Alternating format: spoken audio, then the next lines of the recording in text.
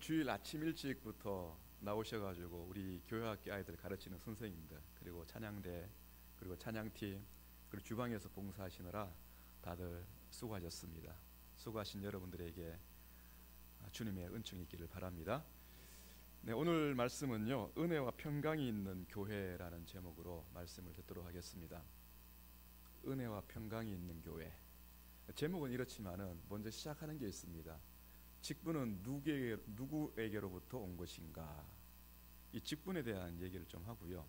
그리고 직분을 통해서 교회를 세워가시는 하나님, 그 하나님께서 주신 은혜와 평강, 이렇게 순서적으로 쭉 이어지는 말씀의 메시지를 함께 들어보도록 하겠습니다. 여러분, 골로새서는 누가 골로새 지역에 있는 교회에게 보낸 편지입니까? 예, 그렇죠. 사도 바울입니다. 1절, 2절에서 그렇게 나와 있습니다. 대부분의 서신서에는 바울 혼자의 이름이 나오는데 그 몇 군데에서는요, 바울과 함께 오늘 말씀에는 이제 디모데라는 인물이 또 나오게 되죠. 그래서 바울은 혼자 이제 전도를 하고 교회를 세운 것이 아니라 몇몇의 동력자들이 같이 있었어요. 누가도 같이 있었고 바나바도 있었고 때로는, 그리고 지금 여기에 나온 디모데도 있었고요. 그리고 나중에 또 오네시모라는 그 인물도 나오게 됩니다. 그래서 여러 인물들과 함께 교회를 세워 나가는 가운데 여러 군데 이제 전도 여행을 하게 되는데요. 퀴즈를 한번 드려보겠습니다. 골로새 교회는 누가 세웠을까요? 혹시 답을 알고 계십니까? 사도 바울이 세웠을까요? 아닙니다. 예. 골로새 교회는요, 사도 바울이 직접 세운 것은 아니고 이전에 그 에베소 지역에서 전도를 할 때 두란노에서 한 3년간 복음을 가르쳤지 않습니까? 그 지역에서 복음을 3년간 가르치는 그 가운데 있을 때 아시아 지역에 여러 사람들이 헬라파 유대인들이 모여들었어요. 사도 바울의 복음을 듣기 위해서. 그래서 그 복음을 들었던 사람들이 자기들이 살던 그 지역으로 다시 돌아가서 골로새, 히아라볼리, 라오디게아라는 지역으로 돌아가서 교회를 세우게 된 것이죠. 그래서 그 교회를 세우게 되었는데, 특별히 골로새 지역에 있는 그 지역 가운데 한 인물이 있는데 에바브라라는 사람입니다. 에바브라. 근데 이 사람이 왜 등장하게 되냐면은 골로새 지역에 세워진 교회 가운데 문제가 생긴 거예요. 이 문제를 어떻게 하면 좀 해결할 수 있을까라는 그런 고민 끝에 자기가 직접 배웠던 사도 바울에게 찾아간 거예요. 그 찾아가서 이런 문제들이 있습니다라고 얘기를 했더니, 그래서 그 문제를 해결한 그 방법의 내용들을 이 골로새서라는 이 내용을 가지고 전달하게 되었는데, 근데 이상한 것은 에바브라가 직접 이 편지를 가지고 가야 되는데 에바브라 역시 마찬가지로 감옥에 갇히게 됩니다. 다른 사람이 이제 이 편지를 가지고 가게 되는데 디모데와 오네시모가 이 편지를 가지고 가게 되는 거예요. 여러분 한번 보십시오. 시작부터가 참 많이 어렵죠. 이방인의 땅에서 우상 숭배를 하는 그 사람들과 함께 살아가던 사람들이 예수님을 믿고 모이긴 모였는데, 지금처럼 어떤 교리라든지 그리고 성경책이 이렇게 합본으로 딱 나온 게 아니에요. 지금 우리는 궁금증이 있으면은 성경을 읽으면 되지 않습니까? 적어도. 그래도 안 되면은 성경 공부를 하면 돼요. 그래도 안 되면은 특별한 분을 찾아가서 질문하고 답을 찾을 수가 있어요. 그래도 안 되면 어떻습니까? 요즘 인터넷이 잘 되어 있잖아요. 조심스럽긴 하지만은 그래도 좀 조심스럽게 인터넷을 통해서도 어느 정도 답을 좀 찾을 수가 있어요. 근데 이 시대에는 그렇지 않다라는 것이에요. 누구를 찾아가겠습니까, 여러분? 믿을 만한 사람을 찾아가야 되잖아요. 아무나 찾아갈 수는 없잖아요. 그래서 이 골로새 지역에 있는 사람들이, 이 교회가, 골로새 교회가 고민하던 끝에 이 에바브라를 통해서 사도 바울을 찾아간 것입니다. 왜 찾아갔을까요? 그만큼 복음에 대한 권위를 가진 사람이기 때문이죠. 믿을 만한 사람이기 때문입니다.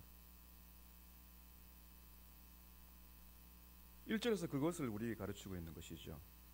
여러분, 하나님의 뜻을 말미암아, 하나님의 뜻으로 말미암아 그리스도 예수의 사도된 바울과 형제 디모데는 이 골로새 교회의 문제점을 해결하기 위한 방편으로서 편지를 보낸 이 바울 자신에 대해서 이렇게 설명하고 있는 것입니다. 자신이 교회를 위해서 복음을 전하고 교회를 세워나가는 그 일을 할 수 있는 그 근원이 어디에 있는 것입니까? 하나님께 있다라는 것이죠. 그래서 하나님의 뜻으로 말미암아 그렇게 시작하고 있는 것입니다. 우리가 잘 알고 있듯이 사도행전에 보면은 그 내용이 이 사도 바울이 경험한 내용이 있지 않습니까?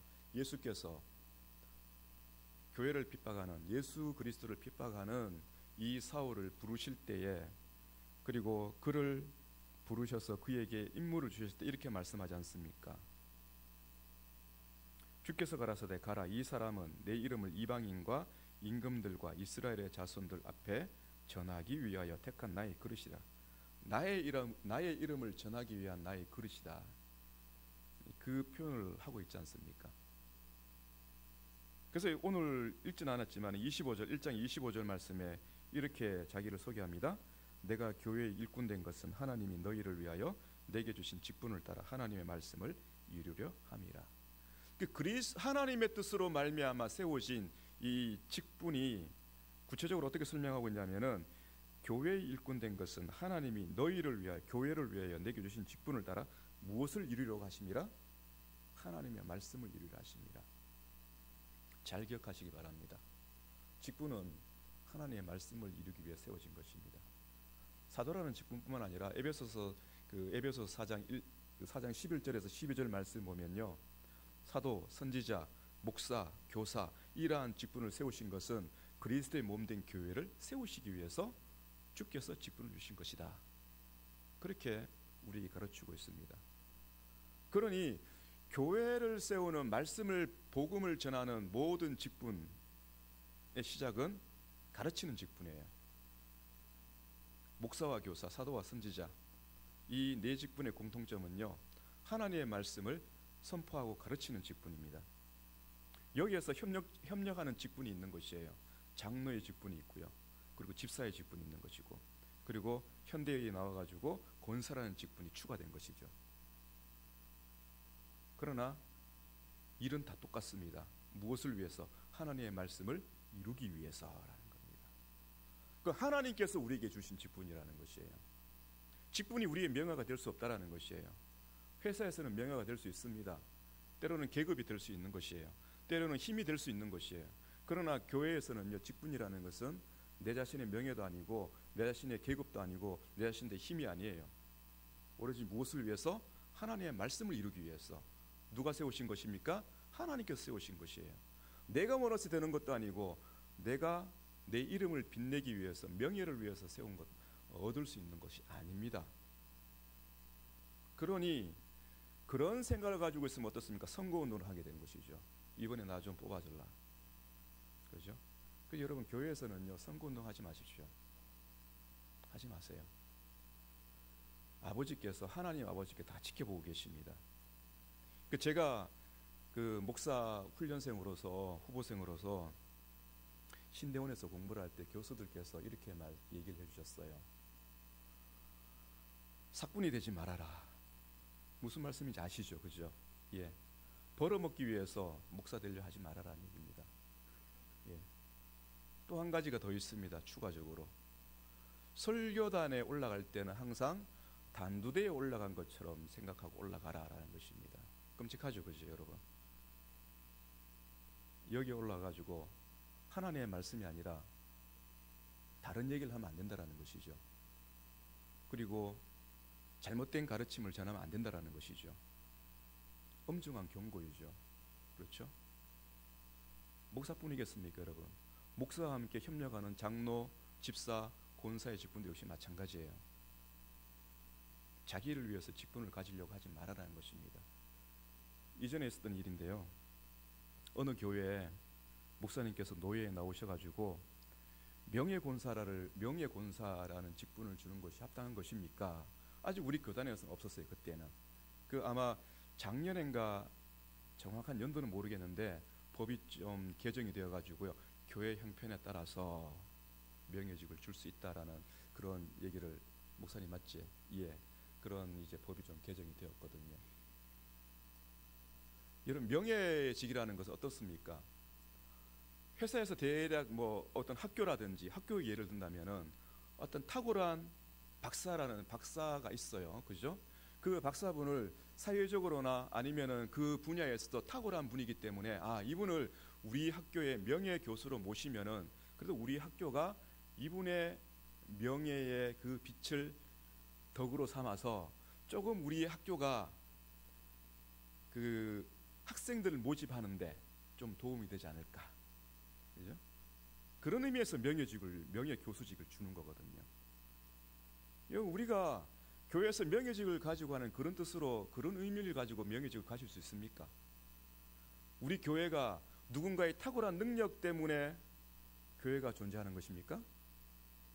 당신 때문에 우리 교회가 잘 되었으니 당신에게 명예직을 주겠습니다, 이렇게 할 수 있습니까, 여러분?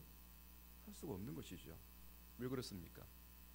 교회의 직분이라는 것은 하나님의 말씀을 이루기 위해 세우신 것이고, 하나님께서 그 뜻을 이루시기 위해서 우리에게 주신 직분이거든요. 그래서 고린도전서 3장 9절 말씀에 이런 말씀이 있습니다. 우리는 하나님의 동력자들이요 너희는 하나님의 밭이요 하나님의 집이니라. 여기서 우리는 하나님의 동력자들이니까 사도 바울과 함께한 복음 전도자들을 가리키고 있는데요. 말하자면은 이 직분이 하나님과의 관계에서 어떤 의미를 갖고 있습니까? 동력자라는 개념으로 사용되고 있는 것이에요. 마치 하나님께서 아브라함을 친구로 받아주시는 것처럼, 마치 교회 가운데 있는 직분자들을 주님께서 세우셨음에도 불구하고, 주의 종으로서 세우시는 불구하고 동력자들이라는 그러한 위치로 격상시키고 있습니다, 여러분. 비록 사도 바울을 통해서 지금 성경에 기록된 내용이지만 사실 이것은 사도 바울의 신학이 아니거든요. 하나님께서 사도 바울을 통해서 교회에게 주시는 메시지라는 것이에요.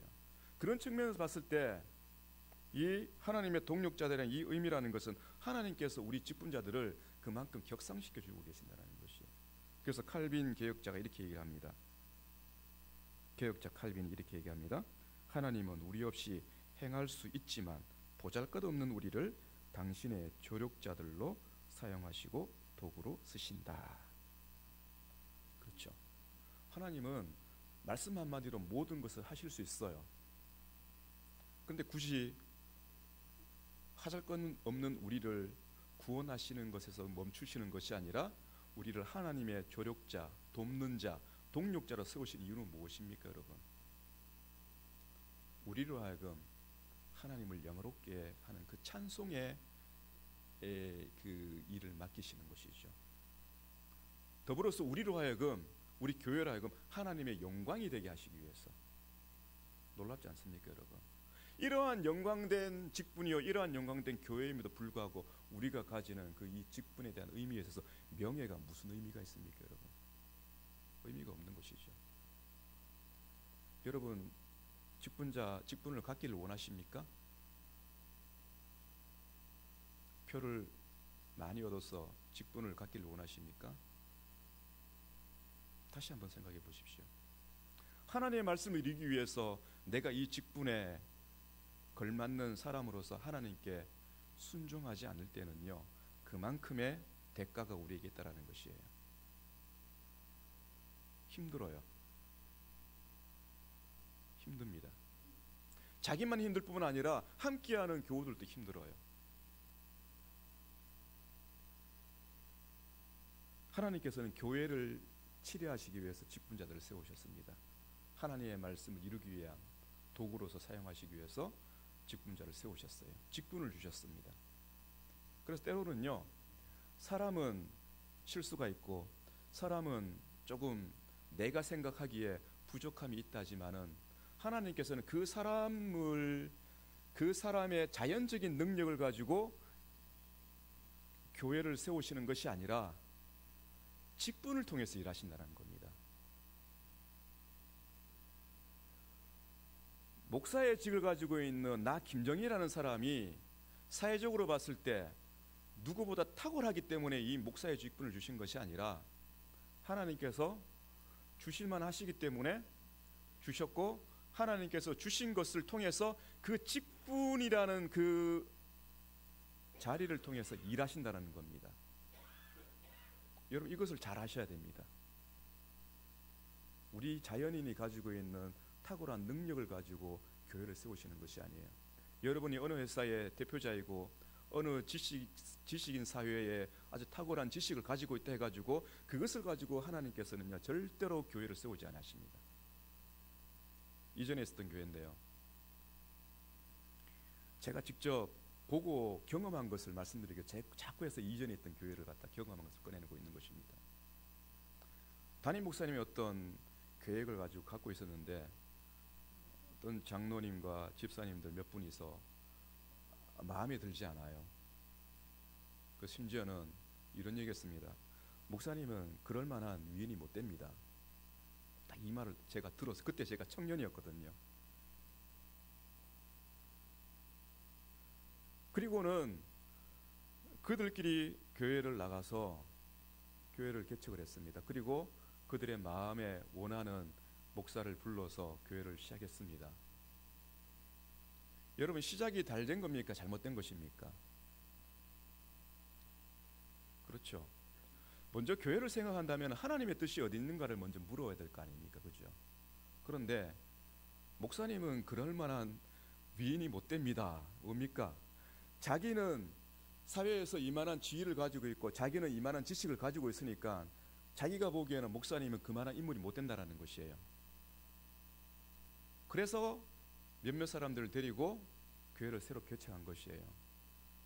어떻게 되었을까요, 여러분? 3년도 되지 못해서 모두 흩어져 버렸어요. 하나님께서 교회를 세우실 때는요, 분명한 이유를 두고 교회를 세우십니다. 하나님의 말씀을 이루기 위해서. 이것이 아니고서는요, 하나님께서는 직분자를 주시지 아니하시고 하나님께서는 그 직분자를 통해서 교회를 세우지도 아니하십니다. 우리는 예수님을 통해서 그것을 알 수가 있습니다. 여러분, 예수님께서 이 땅에서 그리스도라는 그 직분을 행하실 때 어떤 측면에서 그 직분을 행하셨을까요? 두 가지 측면이 있습니다. 첫 번째는요, 교회를 섬기는, 우리를 섬기기 위해서 이 땅에 오신 것이죠. 마가복음 10장 45절 말씀이죠.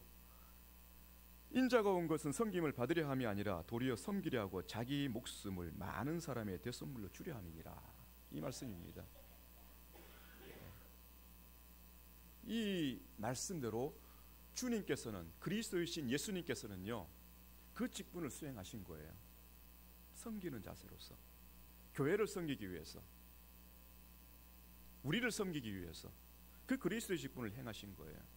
언제까지요? 어디까지요? 십자가에서 죽기까지, 죽으시기까지. 교회에 대해서는 섬김의 마음이 있죠. 하나님에 대해서는 어떤 마음일까요, 여러분? 히브리서 3장 2절 말씀에 보면요, 그는 신실하시다. 자기를 세우신 자에게 신실하셨다라는 겁니다. 그리스도신 예수님에 대해서 설명할 때 그는 자기를 세우신 자에게 신실하셨다, 충성스럽게 하셨다라는 겁니다. 하나님께 충성스러운 직분을 행하셨다는 것이죠.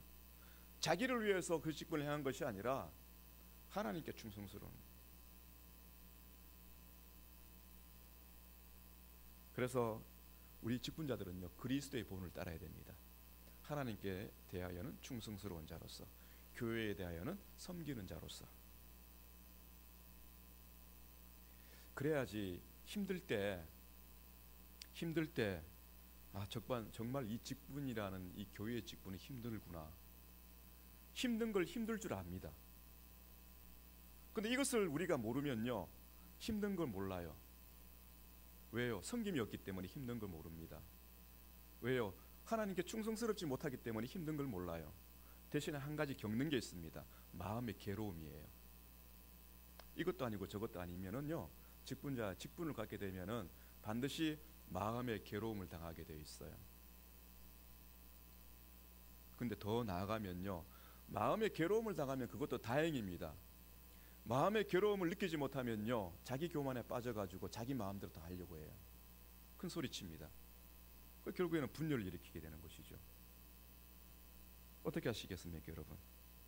그래서 이러한 교회에 대해서는 섬기는 마음과 하나님에 대해서는 충성스러운 이 자세를 가지고 직분을 받은 사람들을 통해서 하나님께서 교회를 세우시는데, 그 교회에게 무엇을 주셨습니까? 2절 말씀이죠. 골로새에 있는 성도들 곧 그리스도 안에 있는 신실한 형제들에게 편지하노니 우리 아버지 하나님으로부터 은혜와 평강이 너희에게 있을지어다. 은혜와 평강이 있을지어다. 교회에게 하나님께서는 이미 은혜와 평강을 주셨습니다. 없어서 더 주는 거, 없어서 새로운 것을 주는 것이 아니라 이미 받은 은혜와 평강을 그것을 지속적으로 확인하고 경험할 수 있도록, 그리고 그것이 우리가 직분자들을 통해서 직분자들과 함께 온 교회가, 모든 성도들이 그리스도의 장성한 분량에 이르기까지 자라날 수 있도록, 그러한 은혜와 평강이죠. 은혜가 무엇입니까? 여러분, 거저 받은 것 아니겠습니까? 어느 누구에게 탁월한 자에게 주는 상급이 아닙니다, 여러분. 대가가 아니에요. 무엇입니까? 말 그대로 값없이 주신 은혜예요. 교회는 이미 그것을 받은 사람들입니다. 예수 그리스도를 통해서, 예수 그리스도의 십자가에 피 흘리신 그 희생적인 사랑을 통해서 우리는요, 교회는 이미 그 은혜를 받은 사람들입니다. 다만 그 깊이와 넓이와 높이와 길이를 측량하라는 것입니다. 고백할 수 있도록 경험하라는 것이에요. 주어진 은혜를 가치없게 저 뒤에 놔두지 말고, 하늘의 신령한 복을 땅에 있는 그 어떤 것하고 비교해서 가치 없는 것으로 두 번째 자리에 두지 말고 가장 최상의 것으로 두어서 그것을 가지고 하나님께 예배하라는 것이에요, 여러분. 하나님께서는 우리를 가장 존귀한 존재로 우리를 대우하지 않습니까? 영원토록 우리를 향유하시기를 원하시는 사랑의 대상자로 하나님께서 우리를 소중하게 여기시는 기업으로 우리를 삼으셨지 않습니까? 그런데 우리는 정작 하나님을 어떻게 대하고 있습니까, 여러분?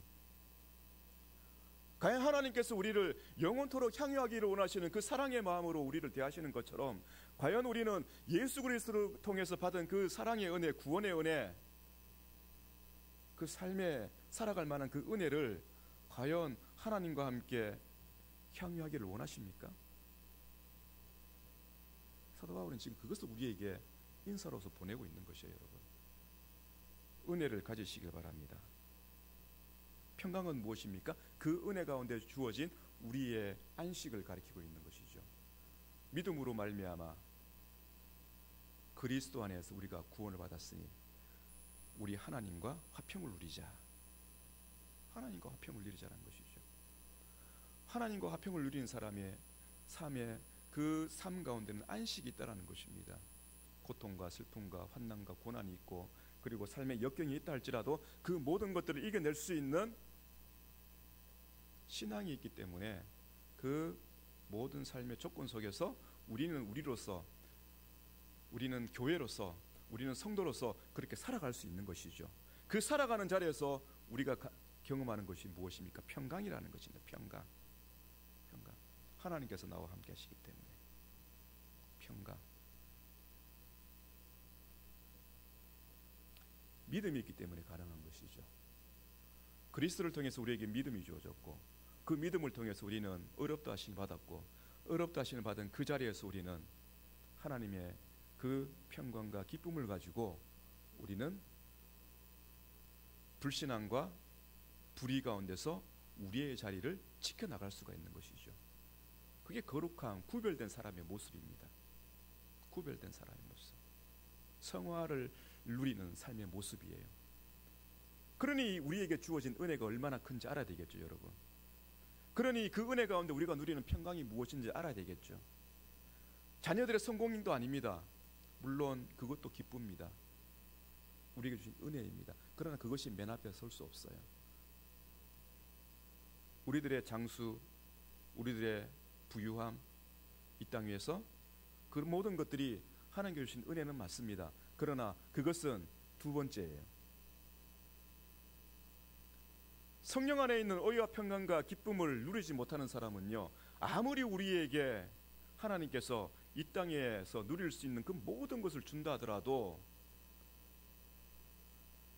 다 다 우상으로 바꿀 수밖에 없어요.